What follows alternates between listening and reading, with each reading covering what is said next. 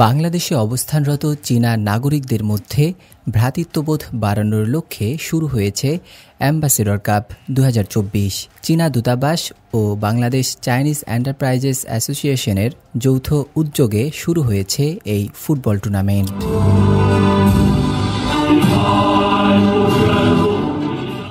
শুক্রবার সকাল 9টায় রাজধানীর বাড্ডার ফোর্টিস ডাউনটাউনে এই টুর্নামেন্টের উদ্বোধন করেন ঢাকায় নিযুক্ত চীনা রাষ্ট্রদূত ইয়াও ওয়েন। উদ্বোধনী বক্তব্যে রাষ্ট্রদূত বলেন, এই টুর্নামেন্ট বাংলাদেশে অবস্থানরত চীনাদের কাজ ও স্বাস্থ্য সুরক্ষায় অবদান রাখবে। এবারের প্রতিযোগিতায় আমিও একজন খেলোয়াড় হিসেবে আপনাদের সবাইকে শুভেচ্ছা ও অভিনন্দন জানাচ্ছি। এবার প্রতিযোগিতা এক সুবর্ণ সুযোগ। সবাই আনন্দ চিত্তে মন দিয়ে প্রতিযোগিতায় চমৎকার পারফরমেন্স করবেন।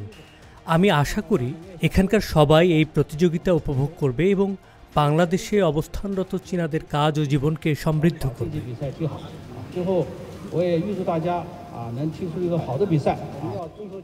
উদ্বোধনের পর খেলোয়াড়দের সঙ্গে পরিচিত হন ইয়াও ওয়েন। এ সময় চীনা দূতাবাসের দলকে বিভিন্ন পরামর্শ দিয়ে খেলোয়াড়দের উজ্জীবিত করেন। এরপর সকাল 10টায় প্রতিযোগিতার উদ্বোধনী ম্যাচে চীনা দূতাবাসের দল ও জেটিই কর্পোরেশনের দল মুখোমুখি হয়। পরবর্তীতে চায়না পাওয়ার ও হুয়াওয়ের দল মুখোমুখি হয়।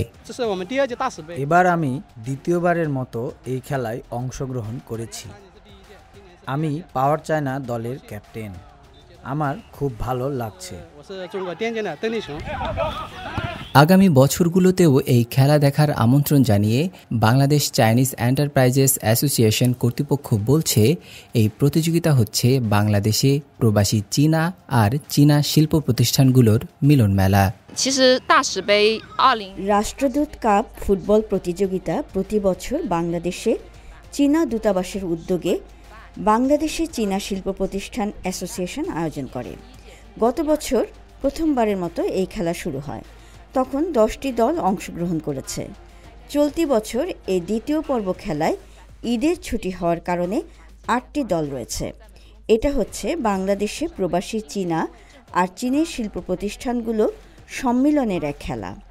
আপনাদের প্রতি বছরের একই সময় এই খেলা দেখার আমন্ত্রণ রইল। এবারের আয়োজনে সিআরইসি, এসআরবিজি এবং এইচডিএইচএস, পাওয়ার চায়না সহ 8টি চীনা প্রতিষ্ঠানের ফুটবল দল অংশগ্রহণ করছে। 2023 সালে প্রথমবার আয়োজন করা হয় এই টুর্নামেন্ট। 2024 সালে দ্বিতীয়বারের মতো শুরু হওয়া এই টুর্নামেন্ট চলবে আগামী 14 এপ্রিল 2024 পর্যন্ত। নাজমুল হক রায়্যান, সিএমজি বাংলা।